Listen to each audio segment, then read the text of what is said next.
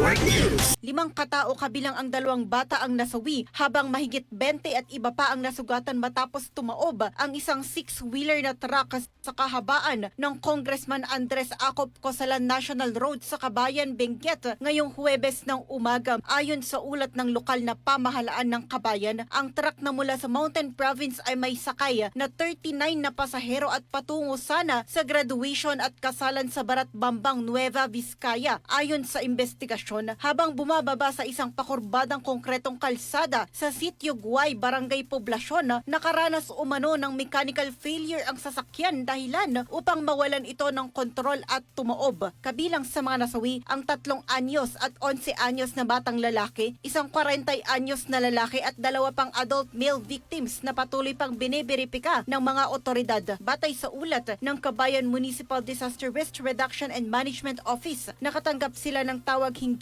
sa aksidente bandang 10:00 ng umaga mula sa isang concerned citizen at agad naman na rumesponde ang rescue teams na dumating sa lugar pagsapit ng 10:15 ng umaga. 10 pasahero na nagtamo ng matinding pinsala gaya ng head injuries at fractures ang isinugod sa Dennis Mulintas District Hospital sa Bukod, Benguet para sa karagdagang gamutan. 12 iba pa, kabilang ang driver, ang nagtamo naman ng minor injuries at ginamot sa Kabayan Rural Health Unit. Samantala, 12 pasahero naman ang hindi nasugatan at pansamantalang inasikaso sa RHU at Barangay Hall ng poblasyon. Nananawagan ngayon ng otoridad sa publiko na iwasan ang pagpapakalat ng hindi beripikadong impormasyon habang nagpapatuloy pa ang investigasyon sa nasabing insidente. Kasama mo mula dito sa 103.9 IFM Baguio, ito si Idol J. Ann Calis, Tatak, RMN. RMN Network News.